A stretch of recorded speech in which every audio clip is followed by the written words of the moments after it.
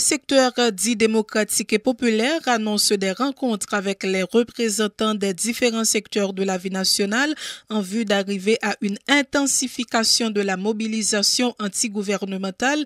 Il s'agit d'obtenir le départ du président Jovenel Moïse et de trouver une alternative concertée pour le pays, a dit Maître Michel André, porte-parole de cette structure. Il continue de plaider en faveur d'une conférence nationale souveraine. Maître Michel André. 10 mars pour arriver 16 mars 2019 là, sont semaines de consultation pour le secteur démocratique et populaire. C'est pour une semaine pour nous dormir, c'est pour une semaine pour nous chita la caille, c'est une semaine pour nous rencontrer le monde, pour nous capables de relancer la mobilisation, pour nous bailler dernier petit là, à l'équipe Chette Kaléa, à l'équipe Jovenel Moïse là, avec tout le gouvernement. C'est comme ça. Demain matin, nous allons pour nous rencontrer le directoire AAA, le parti du sénateur Yuri La Tortue. Nous gagnons pour nous rencontrer le secteur protestant dans l'après-midi, toujours demain, c'est 13 mars 2019 là. Nous gagnons pour nous rencontrer Madame Mirlande Hippolyte Maniga dans la soirée. Nous gagnons pour nous faire une rencontre demain, 13 mars 2019 là, avec Religion pour la paix, qui sont structures et nous sommes capables de dire qui rassemblent des religions différentes. Nous avons bien pour nous rencontrer, pour nous présenter notre proposition de sortie de crise, pour nous dire pour qui ça, je dis, Jovenel Moïse, c'est un mal absolu, pas rien capable de faire avec lui, et que d'une manière ou d'une autre, nous avons une responsabilité pour nous bailler contribution dans la bataille, pour nous retirer Jovenel Moïse au pouvoir le plus vite possible, pour nous rentrer dans le procès Petro-Caribé, pour nous faire conférence nationale haïtienne souveraine, pour nous jeter base émergence sur leur projet de société. On a parlé ça avec nous. Les gens ça sont fait en Algérie, c'est tout secteur dans la vie nationale en Algérie, de prendre la rue qui dit pour efficace ou pas capable de faire un 5e mandat, et finalement, il a dû renoncer à un 5e mandat. Quelle que soit l'appartenance politique, qui doit dans la politique, qui doit pas dans la politique, bataille ça, obligé d'engager ensemble avec nous.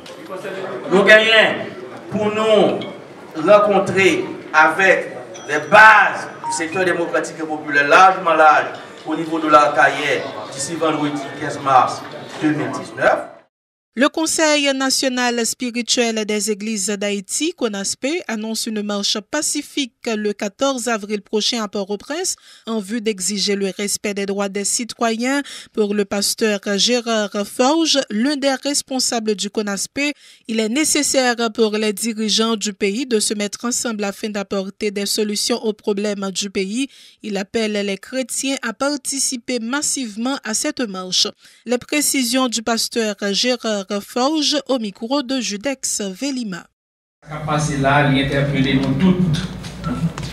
Et majorité silencieuse là, faible reste là, nous pas entendre rester en bas cabane encore. Nous prenons responsabilité nous parce que nous avons un peuple qui a souffert. Il y a un peuple qui a souffert, qui attend qu'il est pour nous bagages faits. Nous représentons 56% de la population. Nous disons, cette fois-ci, nous prenons responsabilité. Nous. C'est peut-être ça, nous allons lancer un ensemble d'initiatives dans le pays, que nous avons baptisé l'initiative du faible reste. Il y a un faible reste qui doit parler. Et là, nous parler, il y a obligé d'entendre nous. Jean, Madame Françoise Sodi, nous ne pouvons pas prendre la rue pour nous écraser, briser. Parce que écraser, briser, ce n'est pas la solution. Nous prenons la rue pour nous dire que les gens qui dirigent, mettez tête ensemble. Pour nous capables de porter une solution dans le pays. Que les gens qui dirigent, ils connaissent que ce n'est pas eux-mêmes seulement qui ont souffert. Nous-mêmes, nous avons souffert. Donc, puisque faible reste là, 56% qui a souffert, la prend la rue à travers une marche nationale. C'est une marche nationale nous vient annoncer côté que tout chrétien prend la rue pour nous revendiquer droit nous. Droit nous. Parce que nous avons droit nous même avec tout le monde. Donc, ça qu'a fait là, ce n'est pas bagarre aussi groupe monde simplement. C'est pour tout le monde qui croit que Haïti doit revivre encore. Maintenant, si nous créons pas cabane, nous pas sortir pour nous exprimer nous, ça capable de venir plus pour nous. Dans le niveau nous arriver là, nous pas capable de descendre plus bas encore. Le groupe Croissance SA et le cabinet Marsan ont organisé ce mardi un atelier de réflexion autour du rapport d'audit de la Cour supérieure des comptes et du contentieux administratif sur la gestion des fonds Petro-Caribé. Plusieurs responsables d'organisations de la société civile, dont des responsables d'organismes de défense des droits humains, ainsi que des Petro-Challengers ont pris part à cette activité. La responsable du cabinet Marsan, Claudie Marsan, en a profité pour dénoncer un vice de procédure constaté dans l'acheminement du dossier au parquet de Port-au-Prince. Écoutez ses explications au micro de Gido Terroné. Le problème qui est dans le rapport, c'est que le rapport n'a pas bail. Nous pas gain tout élément que nous avons besoin de gagner pour nous faire un bon suivi. Pour moi, c'est ça lié. Parce que le rapport là partiel, qui est-ce qui est capable, qui soit capable avec un rapport qui est partiel? Ok. Ou connaît que pour directeur général, par exemple, la Cour doit trancher. Il doit dire, il prend arrêt de DBA, il dit, Mounsa, il engage responsabilité civile, Mounsa, il dit, ou pour le remettre comme. Et ou bien, pour responsabilité pénale, il regarde, Mounsa a fait des malversations, il a fait des détournements, il constate, il voit, il pas devant le commissaire du gouvernement qui pourra mettre action publique en mouvement contre Mounsa. Il faut que la procédure soit bien faite tout. Par exemple, le Sénat prend un rapport là, il juste voit le parquet. Mais pas aucune décision, pas rien qui dit. Donc, pas qu'il y a juste un rapport. Donc, juste d'instruction, qui ça le faire? Est-ce que l'Ibral. Pierre Loti, Jean-Marie, pas qu'on est la. Plus de procédure, c'est clair là. Comment ça a été fait? Comment elle est faite? Alors, le coup des comptes. La Cour a travaillé pour le Parlement, il va le Parlement. On a là deux Parlements. À partir de Parlement, comment elle est faite? Il est supposé prendre une décision. Non, non, c'est pas une décision qui s'est faite pour qui parce que yo même yo analyse pas yo analyse pas yo que yo pral faire de rapport là tout. Qui ça fait comme des autres. Non mais il y a plus des autres bon OK là on prend deux ou trois exemples parce que là nous voulons bailler des exemples côté que la cour t'a supposé comme c'est outil faiblesse la cour. Il y a des petits bails qui ont peut-être échappé à la cour et qui échappe à la vigilance. La Cour, pas connaît, mais pas oublier dans le rapport, il dit que l'IPRAL veiller, l'IPRAL font analyse minutieuse de procédure passation de marché contre ça. Le Ougan Joseph Fritzner Koma affirme être toujours l'antinational en dépit de la décision de la Confédération nationale des vaudouisants haïtiens de le destituer.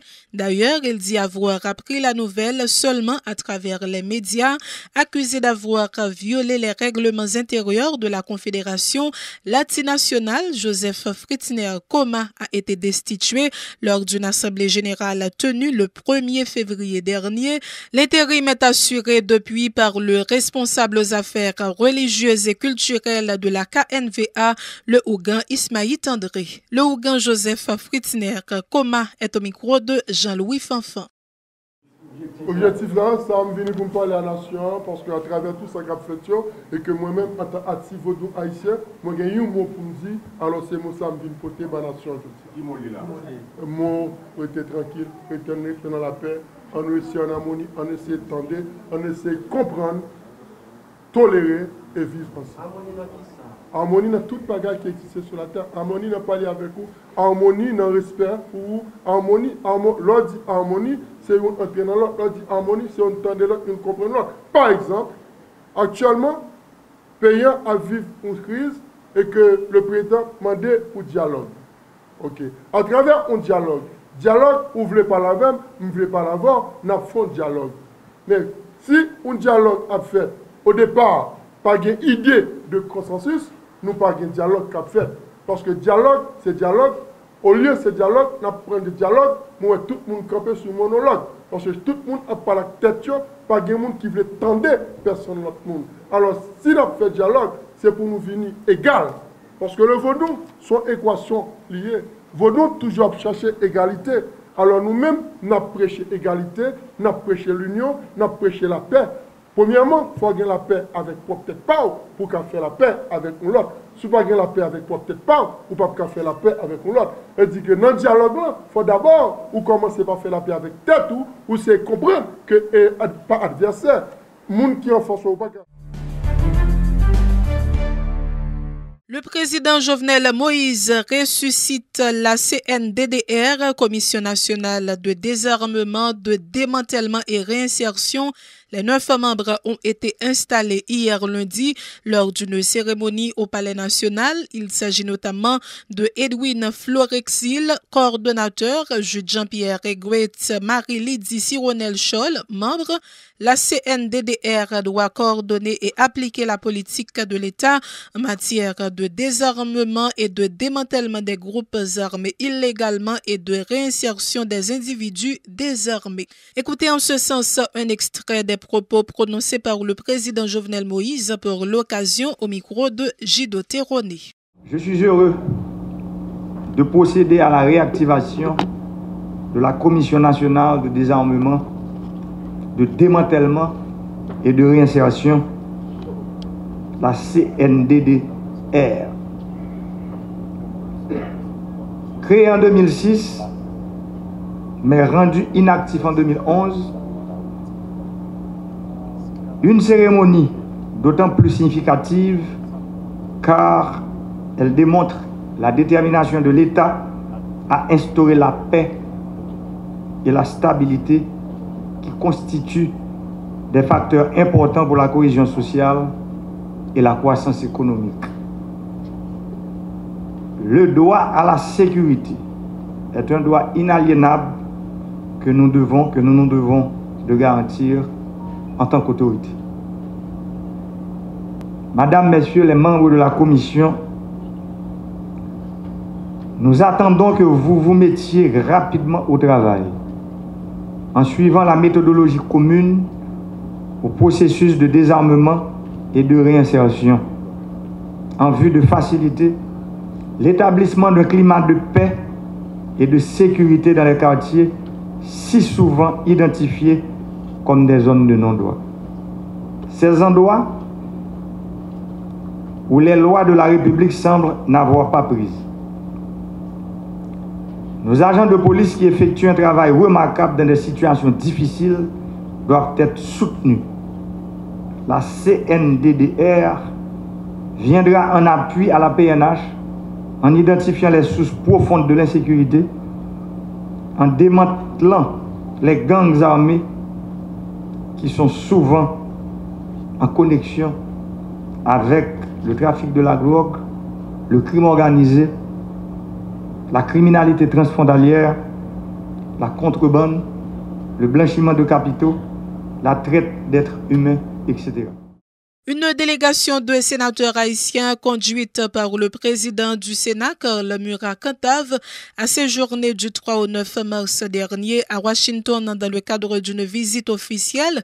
Les parlementaires haïtiens se sont entretenus avec plusieurs de leurs homologues du Congrès américain, dont l'influent sénateur républicain Marco Rubio. Ils ont également rencontré la nouvelle coordonnatrice pour Haïti au département d'État, ainsi que des responsables de la BID, du NDI, selon ce qu'a fait savoir le sénateur Karl Murat-Cantave, précisant que la question du TPS et la situation humanitaire en Haïti ont été parmi les sujets abordés.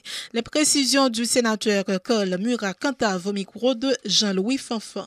C'est une rencontre de haut niveau qu'on fait dans le département d'État avec Mme Cynthia qui est remplacée Kenneth Merton pour les affaires d'Haïti, du Canada et de l'Amérique latine. Et au cours de rencontres que nous fait au niveau de Washington, nous avons traité des sujets assez intéressants comme ça. Il y a un sujet qui nous a agité, c'était le TPS.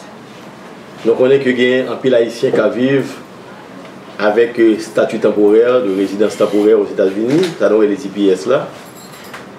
Et il y a eu une prolongation jusqu'au mois de juillet 2018. Et pour le 2019, prolongation arrivée jusqu'au mois de janvier 2020 qu'on y a. Mais nous disons à cause de crise socio-économique qui a traversé le pays, l'État a un mauvais bagage pour Haïti pour que, après janvier 2020, pour tout Haïtien qui a une résidence temporaire, l'aile finit expirer en janvier 2020 pour retourner au en Haïti. Nous avons agité avec les parlementaires et surtout avec la Maison Blanche, possibilité pour que CPS soit transformé en résidence permanente pour nos frères et sœurs haïtiens de la diaspora. Et l'idée, ça a été agité, elle, de décortiquer sous table là. Et il était bien recevoir, que ce soit avec les parlementaires, que ce soit avec le département d'État. Et pour maintenant, il y a le travail sur ça.